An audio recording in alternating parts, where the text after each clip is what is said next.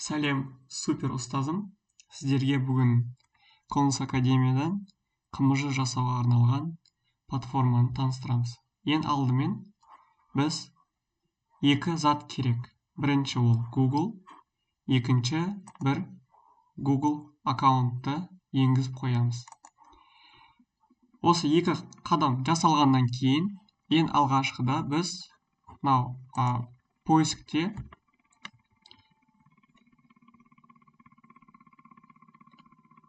класс X деп жазамыз бірге. Көрсетейін, класс X. Бірінші қадам осы. Сіздерге осындай сайт шығады. Осы сайттың ішіне кіреміз. Кіргеннен кейін сіздерде осындай бір терезе шығады. Біз осы бірінші тұрған кнопканы басамыз. Сіздерге мына тіркелуді сұрайды. Біз мына жақта Continue with Google дегенге басамыз. Кейін өзіміздің Google аккаунтымызды таңдаймыз. Мына жақта Продолжить деген батырманы басамыз.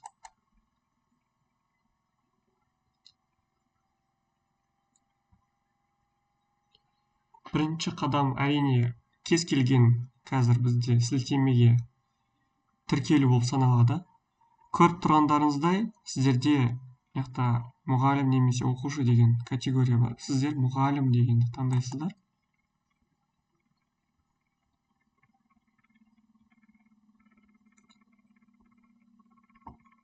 Мұғалім деген таңдағаннан кейін сәл менде кішкене есептір болды. Сіздер тіркелдіңіздер. Осындай сіздерде бір терезе шығады. Енді екінші қадам ол мышканың оң жағын басасыздар да, перевести на английский, сіздерде на русский деп тұрады, соған бассаңыздар. Мына жерде сіздерде осындай бір оң жақ бұрышында мынандай бір значок шығады, и сіздерде осындай бір кішігірім терезе шығады. Біз мына үш нүктеге басамыз. Кейін выбрать другой язык. Мына жерде біз мына жақта сіздерде осындай бір астына түсіретін батырмалар болады. Осы жақта біз қазақ тілін, казахский деген таңдаймыз да, перевести дейміз. Көріп тұрғандарыңызда сіздерде мынау мәліметтің бәрі қазақша нұсқауда болып тұр. Енді бізге мына жақта қараңыздар, 34 құрал тегін сіздерге мүмкіндіктеріңіз бар қолдануға. Бірінші біз барлығын көреміз. Осы жерде сіздерде астына жаймен былай түсірсеңіздер, бағалау құралдары, яғни ең бірінші сіздерге керек заттар көрсетейін. Мына жақта көп таңдаулы викторина жасау. Бір викторина жасап көрейік. Мына жақта варианттармен жасап береді. Мына жақта ақиқат немесе жалған деген категориямен жасап береді. Мына жерде бос орынды толтыру. Осы үшеуі бізде викторинаға арналған. Осыны басамыз. Көп жауапты нұсқасымен жасап береді бізге. Енді қараңыздар, біз мына жерге тағы да егер қазақша болмай қалса сіздерде, тағы да оң батырманы басып, перевести на казахский деп сіздерде уже автоматты түрде тұрады. Осы жерде ең үш қадам қалды. Бірінші қадам ол тақырып жазу. Мысалы, қандай бір тақырып жазсақ болады. Математикаға қатысты бір тақырып жазып көрейік.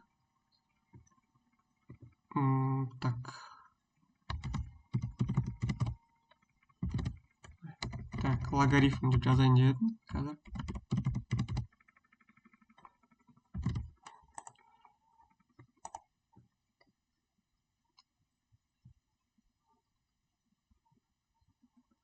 Кейін сұрақ санын таңдаймыз. Мына жақта көбінесе 5 дей салайық.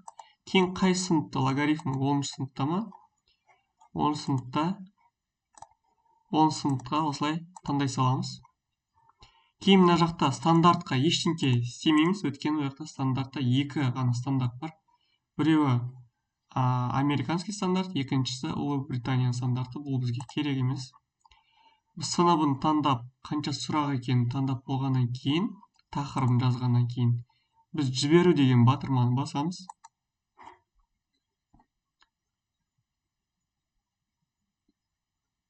Сәл күткеннен кейін бізде қараңыздар. Бізге логарифмге байланысты сұрақтар пайда болады. Мына біз мына бірінші сұрақ, екінші сұрақ дегендердің орнына өзіңіз сан қойсаңыздар болады. Кейін мына жақта байқасаңыздар, дұрыс жауапты мына сіздерде андай жұлдызшамен дайындап қойды. Жұлдызшамен дайындап қойды. Сіздер уже қайсы дұрыс, қайсы бұрыс екенін уже біле аласыздар.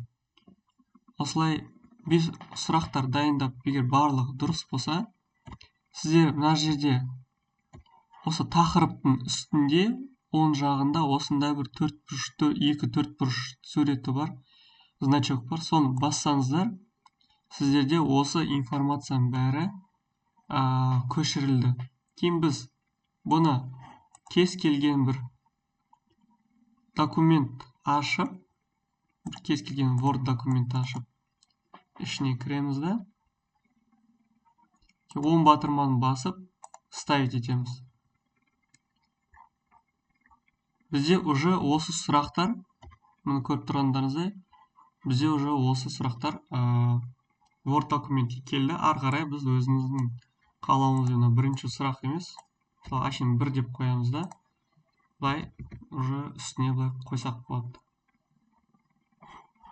Осылай сіздерде тест сұрақтары 5 секунд деп айтпақ қойын, кемінде 1 минуттың ішінде сіздерде уже дайын болды. Осылай басқа да, тағы да мысалы жіберу десек, бізге уже басқа сұрақтар дайындап береді. Егер сізге бірінші нұсқа ұнамаса, басқа бір нұсқаулықта басқа сұрақтар дайындап қояды.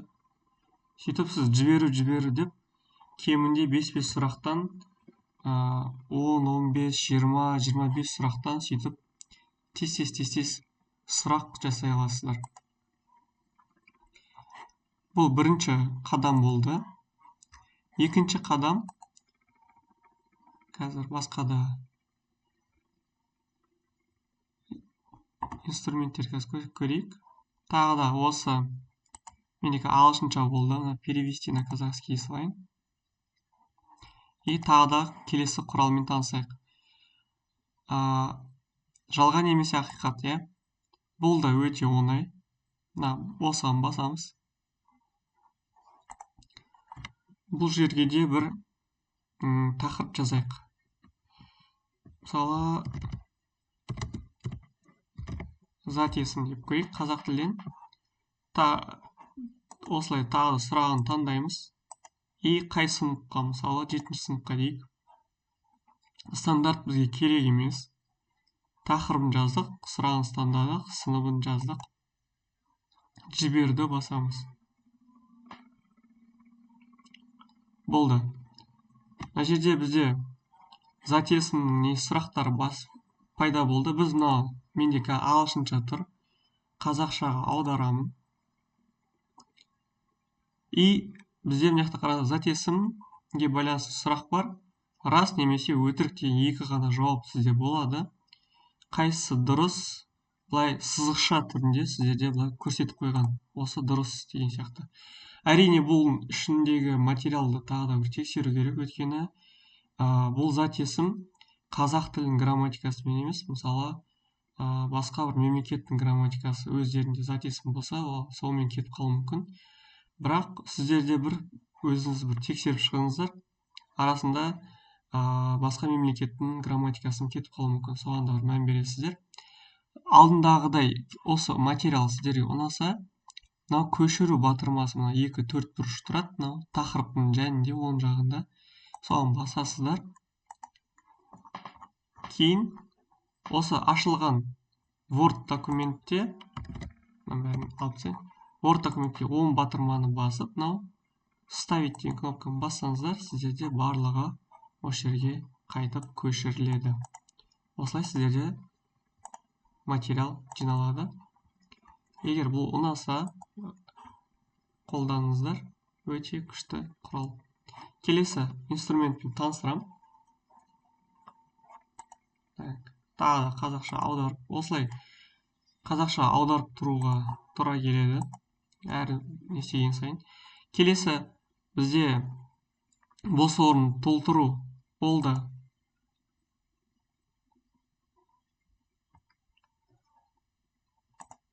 Тақырып жазайық. Бұл жолы физикаға қатысты болсын. Так, қандай да бір тақырып жазып, так, физикада Ом заңы 5 сұрақ 8-ші сынып деп көрейік. Физика байланысты сұрақтарды бізге жасап береді, яғни бос орын толтыру.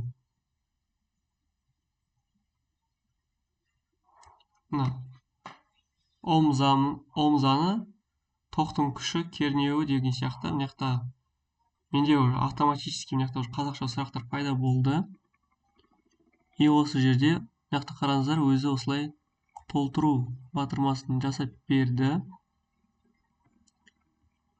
Мынақта енді сұрақтар дайын. И қараңыздар, астында сіздерге уже ответтерін бөлек осылай жасап берді. Өте керемет. Ұнаса, осыны тағы да осылай тақырыптың оң жағында мынандай бір 2-4 бұрыш құрал бар. Соны басамыз да, мынау Word документті ашып, мышканың оң батырмасын басып, мына жақта осындай бір значокты бассаңыздар, сізге осы материал осы жаққа келеді. Кернеу, барлық ответтері, ответі деген answers деген ответ осы астыға келеді. Ары қарай келесі құралмен танысамыз. Сіздерге керекті келесі құрал, қазақша аударайық. Ол әрине сабақ жоспарын жасау. Осы сабақ жоспарын жасау дегенге басамыз.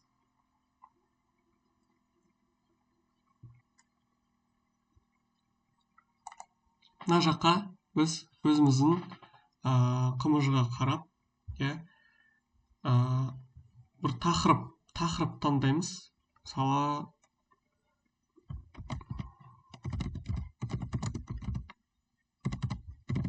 Қазақстан тарихы дей салайын.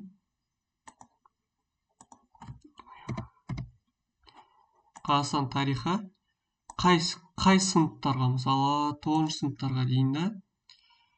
Бұл тақырыбын жазамыз, сынымын таңдаймыз. Submit деген ол жіберу деген мағына білдіреді. Қазақша жіберіп қояйын. Қазір бізге мына жақта оң жағында сабақ жоспарын жасап береді. Мұны қараңыздар, сыныбын, оқу мақсаты, материалдар, сабақтағы іс-әрекеттер, мықты шығармашылық әрекеті, мықты уақыттармен, несімен, рефлексиясымен барлық үйге тапсырма, бағалау критерийі бәрін жасап береді. Әрине, бұның бәрін мына жақта біздің бұйрыққа сай келмеуі де мүмкін арасында заттар. Барлығы жаңа бұйрықпен жасалмауы мүмкін. Бірақ керек шаблон, яғни основной структурасын сіздерге осылай жасап береді.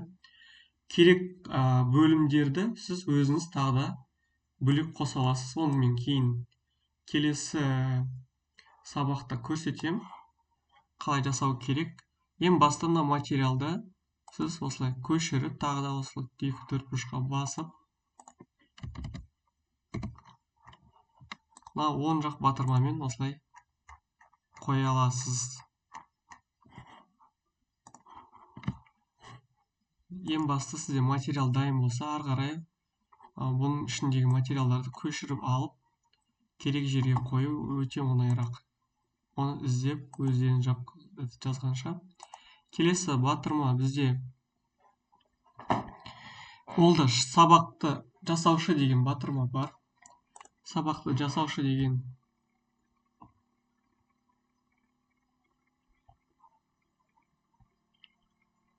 яқта біз қазақша аударайын. Оқу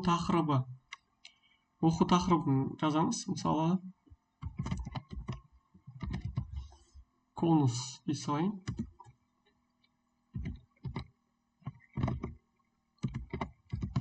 Конус кіріспе дей саламын. Бұл жақта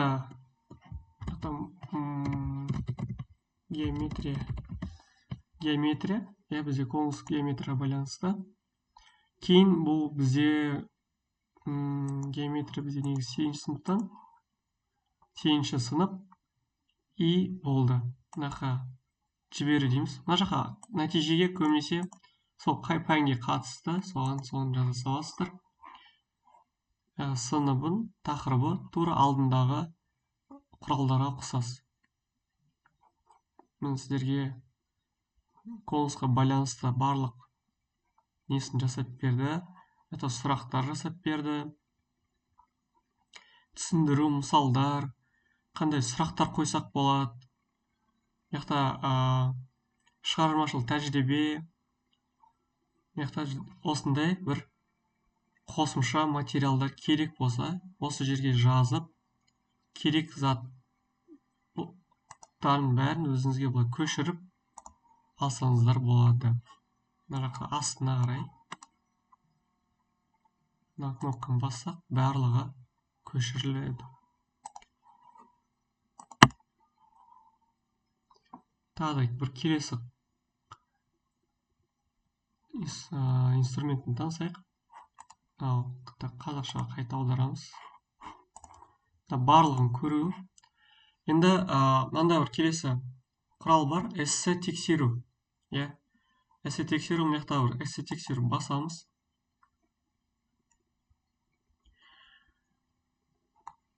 Бұл эссе тексеру былай жүреді. Сіздердің оқушыларыңыз желательно эссені андай текст түрінде берсе, мысалы кез келген бір текст, бір эссе,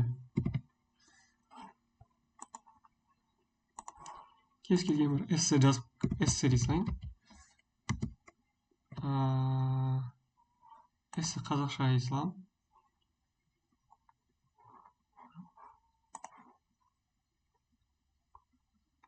Мына мысалы бір кез келген бір эссені алып жатырмын мен.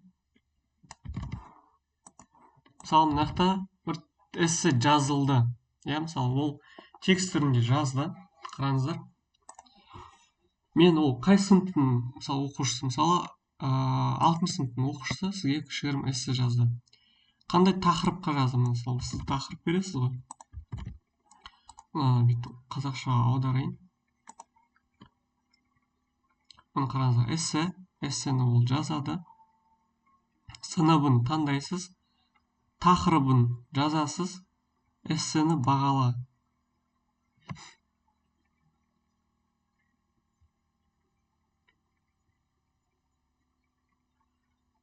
Қараңыздар, эссені бағала дегенде сіздерге бұл эссені 20 баллмен жалпы есептеп береді. И жалпы қалай?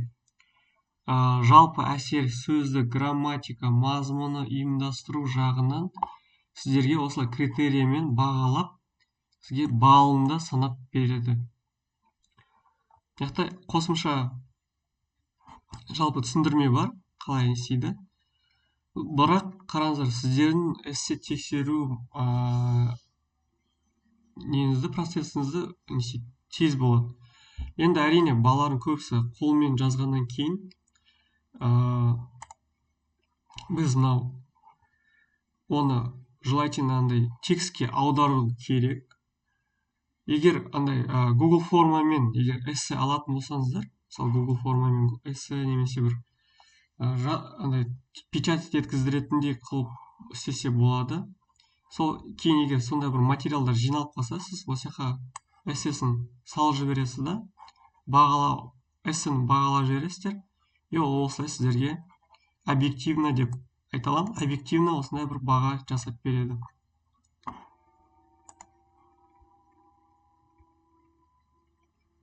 Сіздерге осы платформа өте күшті. Бұл жақта көптеген құралдар бар. Осы основной құралдарды қолдансаңыздар,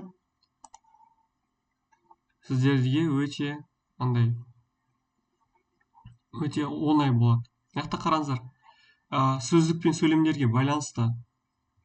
Бұл жақта мынау бір синоним, антонимға байланысты бір не бар, платформа бар, қараңыздар. Бұлай қазақ тіліне аударып көрейік. Мысалы, біз бір сөз жазайық, бір кез келген сын есіміне бір сөз жазайық. Мысалы, мына жақта бізге бір үлкен деген мысал ретінде үлкен деген мысал алдық. Бұған біз синонимдер табайық. Синонимдер бізде деңгей бойынша, мысалы, А деңгейі, А1, А2 деген бұл, Б1, Б2 деген деңгейлер бар. Мысалы, Б2 деңгей таңдасақ болады. Сын есім, бұл қандай не? Үлкен деген сын есім таңдаймыз. Кейін жіберу десек, бізге үлкен деген сөзге мына жақта нелер береді? Сын есімдер береді. Бірақ бұл негізгі смысл қандай еді? Бұл, мысалы, ағылшын тілде осы платформа өте күшті болады ағылшындарға, өйткені бұл қандай IELTS-қа дайындалатындар адамдар болса, мысалы, бүйтіп жазып көрейін. Қазір. Мысалы, ағылшын тілі мұғалімдерге ол өте күшті. Мысалы, синонимді деп алады да. Бұл жақта сын есім ба, зат есім ба өзі таңдайды. Ағылшын тілде жалпы 6 уровень бар ғой. Мысалы, бастапқы уровень, уже ортаңғы уровень, intermediate, pre-intermediate, и уже advanced деген сияқты уровеньдер бар. Осы синонимдер егер таба алмай жатса, мысалы, басайын, мысалы, small дегенге қандай синонимдер бар. Мысалы, little, tiny деген сияқты. Осындай уже B2 деңгейдегі сөздерді тауып береді. Егер C2 десек, уже андай бір сәл күрделеу сөздер кетуі мүмкін. Бірақ мына уже IELTS-қа дайындалған кезде осындай синонимдарды, small-ның орнына осындай синонимдер қолданса, оның сөз қоры өте үлкен деген сөз. Осындай ағылшын тілі мұғалімдеріне осы платформа өте күшті. Бұл синонимнан қоса антоним категориясы бар. Яғни үлкен дегендердің неше түрлі варианттарын сіздерге осылай шығарып береді. Осымен мынау платформаға сіздерге кішігірім обзор. Ұнаған инструменттеріңізді қолдансаңыздар болады. Сіздерге осы платформа ұнады деп ойлаймын. Келесі видеоларда сіздермен кездескенше.